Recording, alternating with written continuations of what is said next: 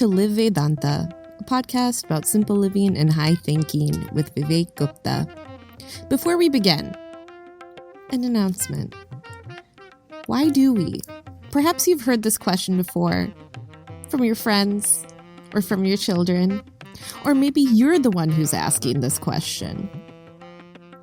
Sanatana Dharma is rich with traditions that allow each and every one of us to connect deeper and more meaningfully with everyday living.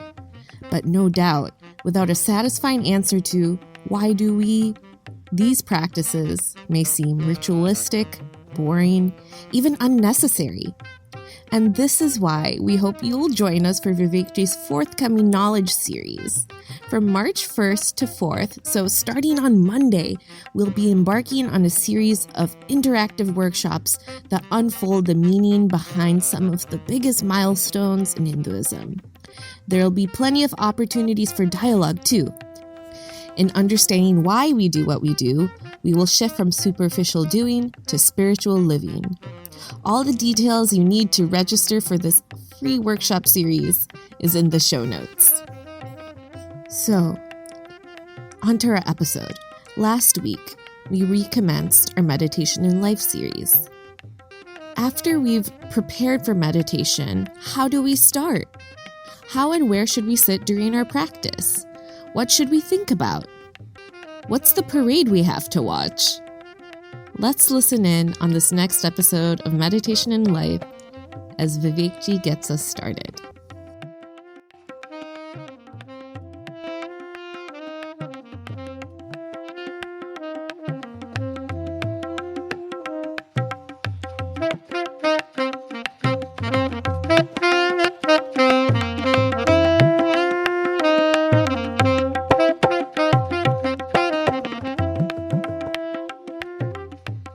Hariom and greetings from Niagara Falls.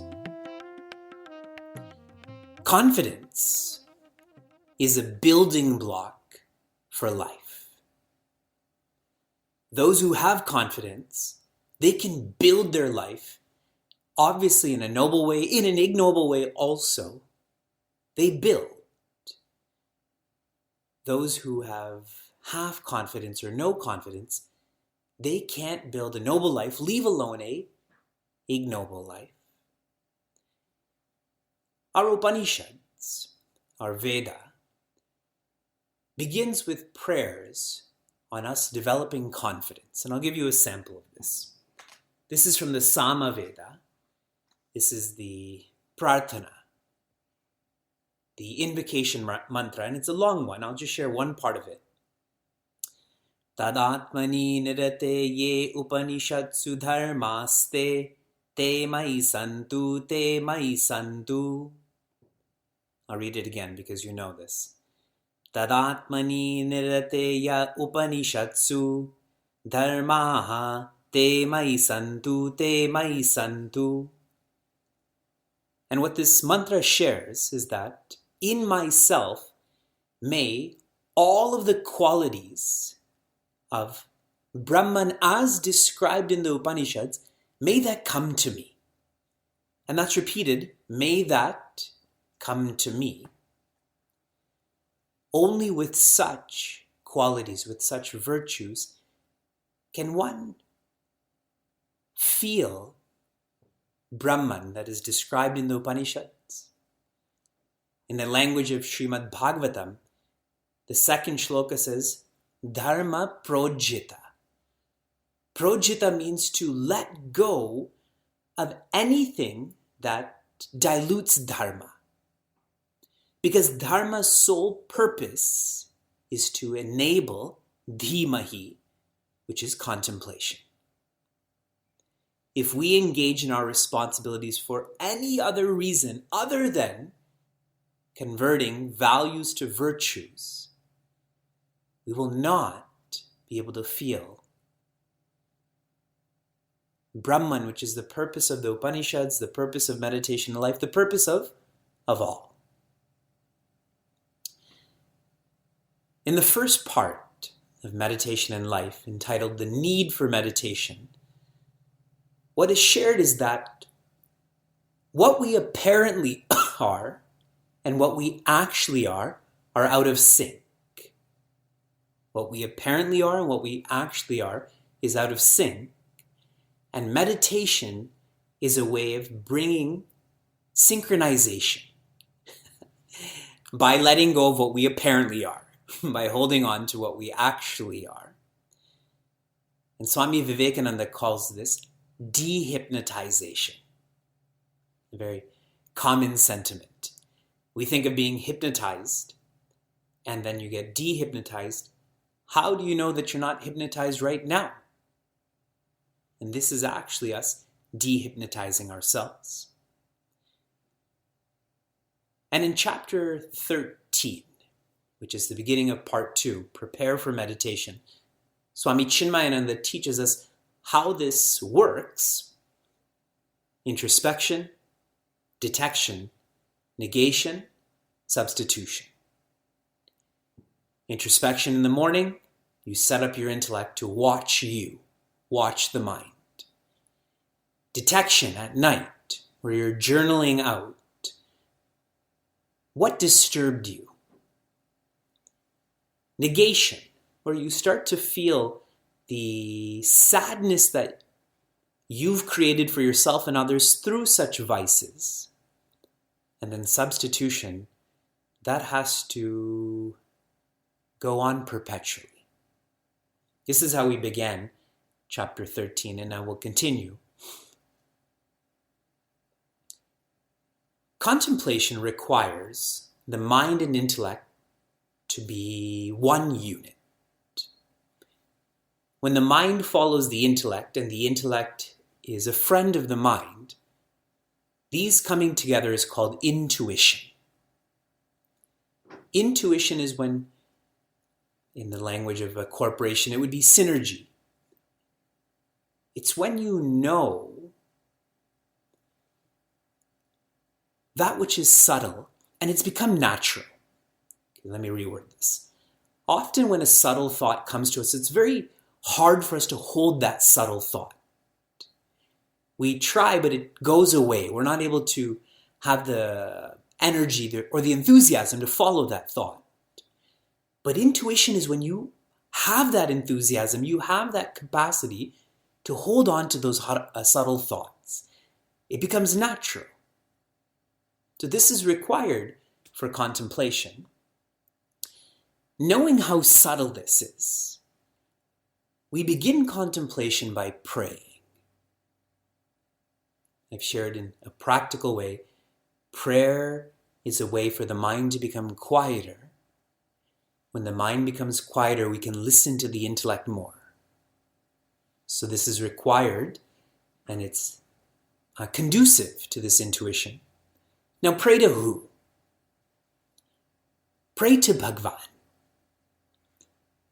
This is going to be described as your Ishta Devata, the one that reminds you, the icon, the sign, the symbol that you feel can and will protect you in the unknown. Contemplation is unknown to us as we go deeper into ourselves. Pray to your God, your personal God, that is a protecting sentiment. And also pray to your Sadguru. Now, who is your Sadguru? Swami Chinmayananda has written about one Sadguru very beautifully and in a simple way to remember. When you think of your Sadguru, you feel critical of yourself. That you can be more polite, that you can be more disciplined, that you should try harder. You feel that about yourself, yet you also feel the courage that you can be better. You can convert these values to virtue. So remember that symbol, that icon, the one whom encourages the best in you. With such prayer to God and Guru, then one shifts to their body. The physical helps to guide the mental. Yes? When there's a lot of lights, you feel more energetic. When there's little lights, you feel more lethargic. We'll see that in the transition of daylight savings time or the shift to winter. The physical guides the mental, not 100%, but certainly has an effect on the mental. When we sit for contemplation, according to Bhagavad Gita, and for those in the Bhagavad Gita course, you would have remembered, what are the 3 layers that make up our seat? According to Bhagavad Gita, chapter 6. Let's see if anyone remembers. Your seat is to be made of. The first layer is grass. That's right. On top of that grass, a skin. A tiger skin, a deer skin, yes. And on top of that, a cloth. Good. So all of you, as you practice contemplation, you should find some kusha grass. Because without it, then how will you contemplate? And then you have to find a skin also, and then on top of that, a cloth. When Bhagavan Krishna is teaching this to Prince Arjuna, he's relating to Prince Arjuna's mind, and Prince Arjuna thinks, where does contemplation happen? Only in the jungle, right? By old men. That's what he thinks. And so Bhagavan Krishna is speaking to him in that language, in that orientation. But naturally, there's 12 more chapters where he finally helps him to realize that contemplation is to be with your eyes open. So right now we're beginners. What does this mean for us? Your seat should be soft yet firm. Ideally, your seat, your asana, should be closer to the ground. Contemplating on a couch or a chair is, the mind feels it's more risky, because what if you become very unaware of your body? Then subconsciously, you will feel that you may fall, so you'll still be identified with that body. But if you're closer to the ground, you'll let go of that phobia. And your asana should be your own asana. One shouldn't share asanas with others. As you deepen your practice, your own asana is your own asana. And you can describe this in a psychological way, that there's energies that go into this. But more so, once you come onto this asana, you will find that your mind will naturally become quieter. Just like when you come into the kitchen and you see a pantry, even though you're not hungry, all of a sudden you feel hungry, correct? But you're not hungry, but you feel you're hungry now. For me, I have, like a bath mat. My asana is like a bath mat. It's a small sort of rectangle. It's soft, but it's hard. It's not a blanket. For me, that's too soft. So soft and firm, you have to decide this for yourself. But remember, it should be your own. Okay? When you sit on your asana, one should naturally sit straight. Head, neck, back, in a straight line. That line shouldn't shift. When we practice contemplation, my eyes are closed. They are closed. But if I were to open my eyes at 8:30, you would all be sitting like you are sitting. At 8:33, show me how you would be sitting. Right? Some people will be like this. Some people will be like this. All of a sudden, that straight line is gone. To keep one's head, neck, and back in a straight line, I know very little about anatomy or the nervous system, but I would suspect that this helps with blood flow, that less blood is needed in the lower body because it's fixed, so there's more blood for the upper body. I would also suspect that the nervous system is more relaxed when you're sitting in a straight way. Every chapter I'll speak more about asana, but I'll give you one more insight here. When people practice contemplation, they're often afraid or they freak out when a certain body part falls asleep. Yeah? Your toes, your thigh, whatever. The sooner it falls asleep, the better. Then you don't have to worry about it, correct? No one's body is so intense that they'll actually damage their body by sitting straight, by sitting cross-legged. When I practice contemplation, the sooner my leg falls asleep, and it's simply a matter of the nervous system, the better. I don't have to think about it then. I've detached from that. So sitting straight, and when you're comfortable, one should begin the thought massage. The thought massage I've shared with you, we've practiced this, is a way to relax the body. From the feet to the head, go through each body part, bring your thoughts there, any tension, any pain, massage that away. Take your time with this, because every time your body becomes uncomfortable or you move your body, all of the progress you've made in contemplation to go deeper, you'll come back out then. So take your time to relax the body. And Rishi Patanjali shares this so overtly. After asana is pranayama. After pranayama, pratyahara. Now people just do asana, not realizing this is just a means to the ends. If you're doing asana without following it up with contemplation, then that asana is, I don't want to say it's meaningless, but we've diluted what asana is for. In regards to your hands, many people sit like this, and it's very natural. Some people sit with their hands like this, up, down. My suggestion to you is, most of you are right-handed, you simply rest your right hand on your left hand. Not in an awkward way like I'm showing you in the camera, but in your lap.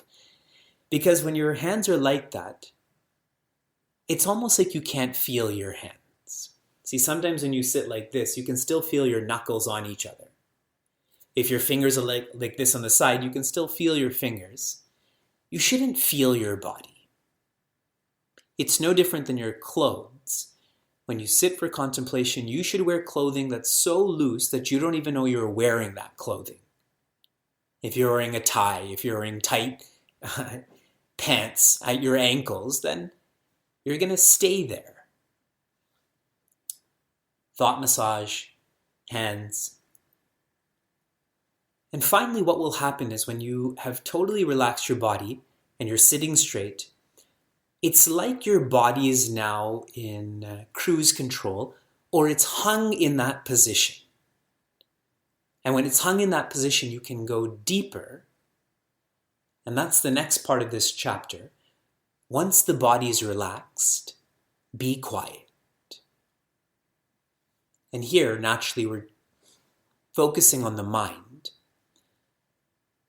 When the conscious mind, that's the mind that you're listening to me with right now, that I'm speaking to you with.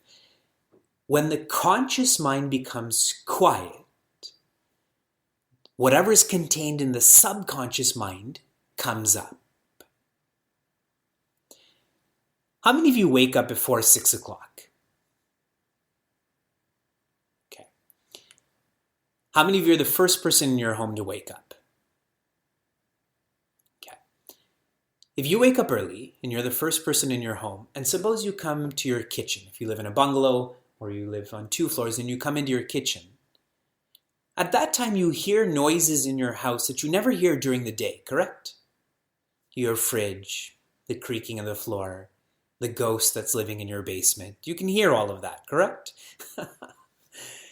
In the same way, when the conscious mind is quiet, then you can start to hear the subconscious. So now what is the subconscious mind filled with? The subconscious mind is filled with broken thoughts.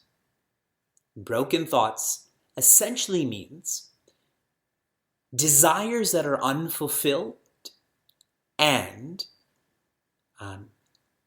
experiences you had that left an impression on you, like trauma, like someone yelling, someone swearing, very high impact experiences. Okay? And these subconscious thoughts, some of them actually come out in your dreams. If you ever analyze your dream, you tend to dream in a radical way. You're swimming, you're flying, there's people there that you can't recognize. What's happening is desires you have that you can't fulfill in the waking state, you're fulfilling them in the dream state. Like whom you're married to, as an example. It's different in the waking state and dream state, yes? And it's a matter of vomiting out that subconscious. I had read that in indigenous culture, people rarely dream. The people who lived in Canada and America back in the day when they lived very much with the land, all of their experiences were so full, they were so present in every experience that nothing got into their subconscious. That's a really cool observation and something for you to think about. If you dream a lot, it's because a lot of the conscious experiences you're having are broken. But if you hardly dream, it shows that you're living each experience more fully. So try to live each experience more fully. During this quiet period, we went through the thought massage, and now we have to go through the thought parade. The thought parade is, remember last week we described how the intellect is to be watching what the mind does. The thought parade is a similar practice where the thoughts are coming into the mind, out of the mind, and you're watching them. You're observing them. You're doing this in a most interested way, yet unaffected by them. Now think of your day-to-day affairs. When do you practice being interested yet unaffected? We rarely practice being interested yet unaffected. The experience that comes to my mind is watching a movie. When you watch a movie, you're interested, but you're unaffected by the rain, by the tears, and so on. Treat your thoughts like this movie. When we were studying in the ashram, Swami Tejamananda would share, when he would boil water, he would always watch that water boiling like it was his own thoughts. The thoughts come, the thoughts go. The thoughts come, the thoughts go. And he was so interested in watching this water boil, yet unaffected by it. So to go through this thought parade, and remember, when you're watching, you can't follow. If you follow a thought, you're no longer watching that thought. And here's where we get trapped. A thought comes up about, this person didn't obey me last week. And now I'm following the thought. See, as I'm following it, I keep on adding more to that thought. You know what? It's because this person is uncultured. And then you go to that person's upbringing, that they grew up in such and such city. Then in such and such city, you think about the food that's served there. Then the airline that flies there. And all of a sudden, there's no more watching. You're over there, yes. So watch, yet don't follow. And the last thought that is shared in this chapter is, if I ask all of you, be quiet. What does that mean? Right? We become more loud then. Chant to encourage this quietude, to encourage this thought parade, to encourage the subconscious to come into the conscious. Start chanting the mantra, the name of your personal God, of your Ishtadevata. If it's Bhagavan Shiva, start chanting in your mind, Om Namah Shivaya, Om Namah Shivaya. And you'll find that this is like a trigger for that subconscious to start to rise. After we complete the need for meditation, the second part is preparation for meditation, and the first chapter is prepare for meditation. How? Be dharmic. Being dharmic means converting values into virtues. One will naturally develop a critical calmness, quietude, and stillness in their body, mind, intellect. They will almost become one unit. Find your contemplative space. Sit straight. Be quiet. The words that we've used, the verbs we've used are relax, enjoy, chant, and now I've introduced inquire.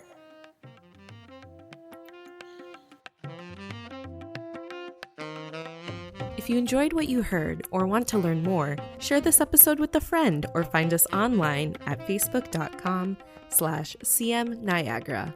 For those on the journey of self-development, Chinmaya Mission Niagara provides a community forum for seekers to listen, reflect, and contemplate. This podcast is produced by the Young Adults of Chinmaya Mission, an international nonprofit working to transform individuals through the knowledge of Vedanta. Until next time, inspire, love, be.